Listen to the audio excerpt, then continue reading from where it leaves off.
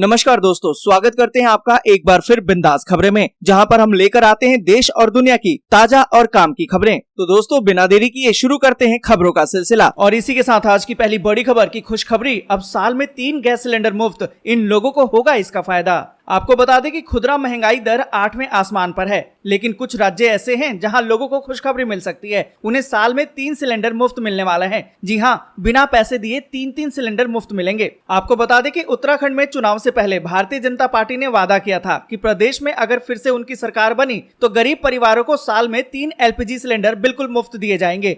पुष्कर सिंह धामी चुनाव हारकर भी मुख्यमंत्री बने हैं। उन्होंने राज्य के लोगों से वादा किया था, अब उस वादे को वो निभा रहे हैं। हालांकि कांग्रेस को धामी सरकार का ये फैसला रास नहीं आ रहा है। आपको बता दें कि पुष्कर सिंह धामी की कैबिनेट ने 3 फ्री गैस सिलेंडर योजना पर मुहर लगा दी है, तो हो सकता है जल्दी ही अब ये लोगों को मिलने भी लगेगा। और इसी के साथ अगली बड़ी खबर की बच्चों की हो गई है मौज, स्कूलों में पड़ गई है गर्मी की छुट्टियां। आपको बता दें कि राजस्थान में तापमान रोज नए कीर्तिमान स्थापित कर रहा है। प्रदेश में पिछले 2-3 दिन से झुलसती धूप और लू के थपेड़ों ने लोगों का हाल बेहाल कर दिया है, जिसके चलते स्कूल के बच्चों के हाल भी बेहाल हो रहे हैं। कई बच्चे तो तेज गर्मी के चलते बीमार भी पड़ रहे हैं। इसके चलते शिक्षा विभाग ने 11 मई से सभी स्कूलों में गर्मी की छुट्टियों की घोषणा कर दी है। आपको बता दें कि शिक्षा विभाग ने एक आदेश जारी कर दिया है। इसके अनुसार प्रदेश के सभी सरकारी और निजी स्कूलों में 11 मई से सत्र के अंत तक अवकाश रहेगा। इस बीच ये भी कहा गया है कि जिन भी कक्षाओं की वार्षिक परीक्षा चल रही है, ये यथावत जारी रहेगी। आपको बता दें कि गर्मी के चलते कई राज्यों में छुट्टियां घोषित कर दी गई हैं। उत्तर प्रदेश में 21 मई से 23 जून तक, आंध्र प्रदेश में 6 मई से 4 जुलाई तक, पश्चिम बंगाल में 2 मई से, जबकि छत्तीसगढ़ में 24 अप्रैल से 14 जून तक गर्मी की छुट्टियां घोषित कर दी गई हैं। और इसी के साथ अगली बड़ी खबर की राहत की उम्मीद, बेतहाशा बढ़ती महंगाई का बोझ घटा सकते हैं दूध और दाल। आपको बता दें कि सरकार की तरफ से जारी अप्रैल के खुदरा महंगाई के आंकड़े डराने वाले हैं, लेकिन इस बीच दूध और दाल को लेकर एक बड़ी खबर सामने आई है।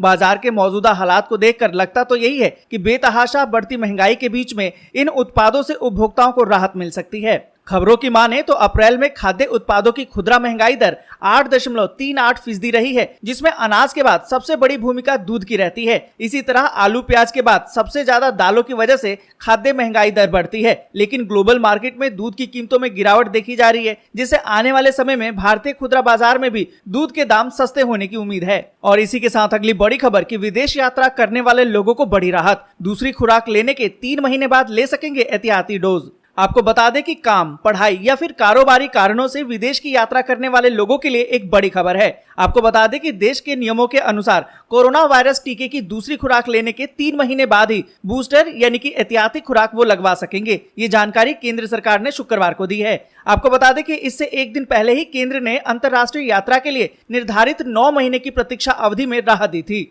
और इसी के साथ अगली बड़ी खबर की निवास, जाति, आय प्रमाण पत्र बनवाना अब होगा आसान। जल्द ही ग्राम सचिवालय से भी जारी हो सकेंगे सर्टिफिकेट। आपको बता दें कि उत्तर प्रदेश में योगी आदित्यनाथ की सरकार स्मार्ट विलेज की प्रधानमंत्री नरेंद्र मोदी की जो कल्पना थी, उसको साकार करने के लिए कई तरह के प्रयास कर रही है। इसी कड़ी में राज्य सरकार हर ग्राम पंचायत में ग्राम सचिवालय बना रही है। सरकार ग्राम पंचायतों के माध्यम से विकास के कार्यों के साथ साथ गाँव के हर एक नागरिक को एक भागीदार बनाना चाहती है। प्रदेश सरकार ग्रामीणों की सभी समस्याओं का समाधान गांव में ही कराने पर योजना पर काम कर रही है, और इसके द्वारा सरकार ग्राम स्वराज की परिकल्पना को भी साकार कर रही है। हर एक ग्राम पंचायत को ऑप्टिकल फाइबर या फिर वाईफाई से जोड़ने की तैयारी है। इसके तहत होगा क्या, आने वाले समय में मूल निवास, जाति, आय या जन्म मृत्यु प्रमाण पत्र भी अगर किसी को लेना होगा तो वो अपनी ग्राम सचिवालय से ही ले पाएगा। और इसी के साथ अगली बड़ी खबर कि इन ट्रेनों से तो नहीं बन रहा आपका बिहार जाने का प्लान। रेलवे ने 8 जून तक लिच्छवी समेत इन ट्रेनों को कर दिया है कैंसिल।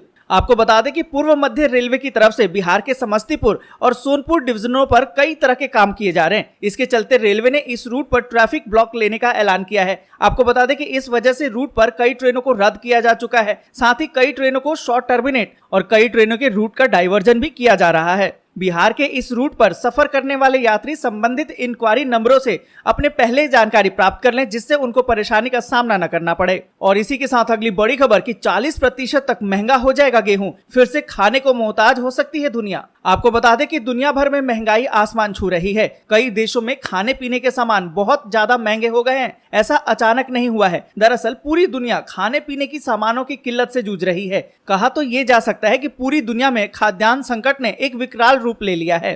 आपको बता दें कि जलवायु परिवर्तन के प्रभावों और कोविड-19 महामारी की वजह से ग्लोबल सप्लाई चेन पहले से ही बुरी तरह से चरमरा गई थी। दूसरी तरफ रूस यूक्रेन जंग ने इसमें आग में घी का काम किया है। इस युद्ध ने इस संकट को और भी गहरा कर दिया है। इसकी वजह यह है कि रूस यूक्रेन को ब्रेड बास्केट कहा जाता है, लेकिन जंग ने इस क्षेत्र को काफी नुकसान पहुंचाया है। एक तरफ एक्सपोर्ट पर गहरा असर पड़ा है, दूसरी ओर नई फसल पर भी असर पड़ा है। एक रिपोर्ट की माने तो गेहूं की कीमतों में 40% तक का इजाफा देखने को मिल सकता है। इससे आम लोगों की रोटी, ब्रेड, बिस्किट सभी तरह के तमाम प्रोडक्ट्स महंगे हो जाएंगे। और इसी के साथ अगली बड़ी खबर कि भूल से भी ना करें ट्रैफिक की ये गलती, वरना देना पड़ेगा 20,000 रुपए का जुर्माना। क्या आप सारे ट्रैफिक नियम जानते हैं या फिर सड़क पर गाड़ी चलाते वक्त आप नियमों का पालन करते हैं? अगर ऐसा नहीं है तो नियमों के उल्लंघन के लिए आपका चालान भी कट सकता है और आपको भारी जुर्माना देना पड़ सकता है। ऐसी गलती भी आप कर सकते हैं जिसकी वजह से आपको 20,000 रुपए तक का जुर्माना देना पड़ सकता है। इन दिनों सड़क पर साइकिल या फिर रिक्शा चलाने के लिए एक अलग से लेन बनाई जाती है।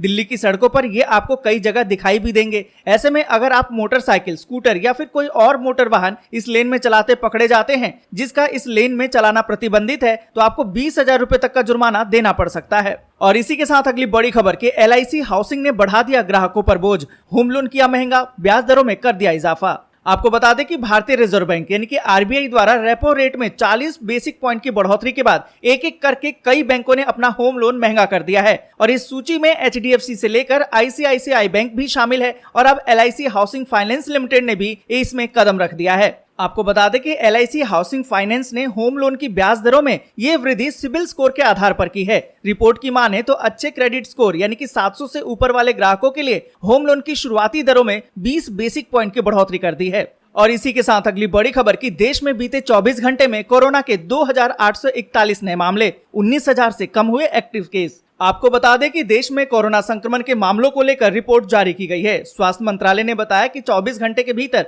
कोरोना के 2,841 नए मामले सामने आए, जबकि इसी दौरान 9 लोगों की मौत हो गई है। आपको बता दें कि लगातार चौथा दिन है जब कोरोना के 3,000 से कम मामले सामने आए हैं। मंत्रालय ने बताया कि इस दौरान कोरोना से 3,295 लोग रिकवर भी हुए हैं। इसके साथ ही कोरोना के एक्टिव केस अब 19,000 से कम हो गए हैं।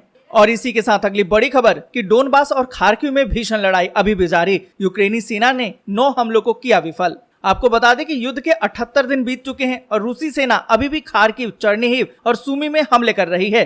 डोनबास में भी भीषण लड़ाई जारी है। दोनों क्षेत्रों में रूसी सेना के आगे बढ़ने की खबर है। बावजूद इसके यूक्रेनी सेना ने रूस के 9 हमलों को विफल कर दिया है। आपको बता दें कि यूक्रेनी सेना ने रूस के कई ड्रोन और सैन्य वाहनों को नष्ट करने का दावा किया है। साथ ही आपको बता दें कि मारियोपोल की स्टील फैक्ट्री पर रूसी सेना के हमले जारी हैं। वहां पर बहुत ही कम अंतर से हमले हो रहे हैं। यूक्रेन ने घायलों की निकासी के बदले में रूसी बंदियों को छोड़े जाने का प्रस्ताव रखा है, लेकिन इस पर रूस ने कोई प्रतिक्रिया व्यक्त नहीं की है।